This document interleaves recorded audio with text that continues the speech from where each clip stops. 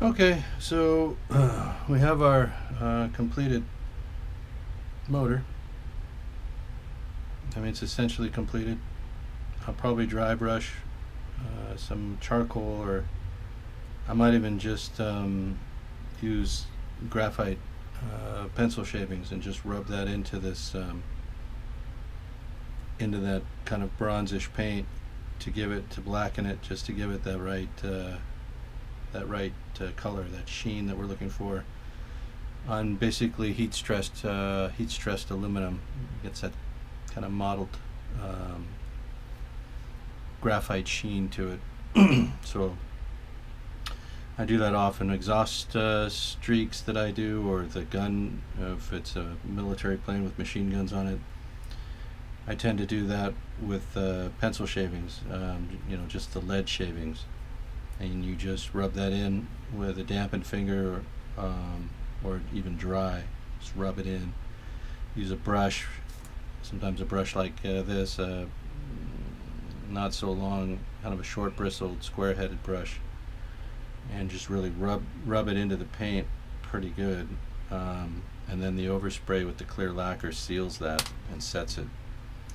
It works for me better than paint when I'm going for that look, because it also has that kind of rainbowish sheen to it in the light, which is more or less what a graphite stain or gunpowder stain should have. So this was brushed on here, which is a combination of silver, aluminum, gloss aluminum, gloss copper, and gunmetal gray.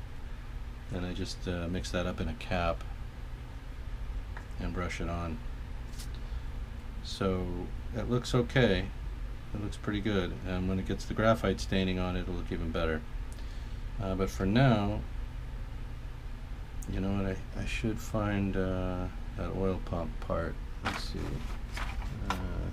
Well, I'll find that and blacken it and stick it on under here. But for all intents and purposes, our motor can go onto the plane. Yeah, we're done with that as far as the heavy construction goes. It's ready for installation. Anything else that I might do to it, I can do it to it while it's attached to the airplane. So all that leaves here now is the propeller, which I'll fabricate on a separate video. We'll go over how to do that. I don't do much carving. Most of it, what I do with the propeller blades now is sandpaper. I sand the hollows on the back of the blades with a piece of dowel, length of dowel, wrapped in sandpaper, and then sanded lengthwise to the blade like this to get that curve shape.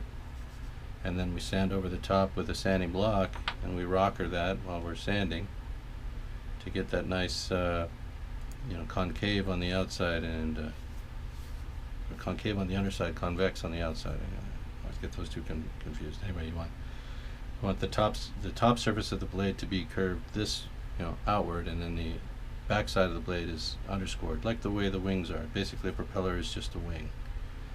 It's a pair of wings rotating at high speed, producing lift, forward lift, basically. So, okay, I'll prep the back of this, sand it nice and straight. We'll get this bad boy mounted onto our airplane. It's heavy now. With the addition of the solder, might not be a bad idea if I was to install 2 pins here and drill out 2 holes there and actually pin mount that along with the adhesive. Just straight adhesive on this could be problematic. If it was knocked or batted, it might come loose. So pins might be the way to go on a motor with this kind of weight to it now. How much does that weigh? 4 ounces maybe?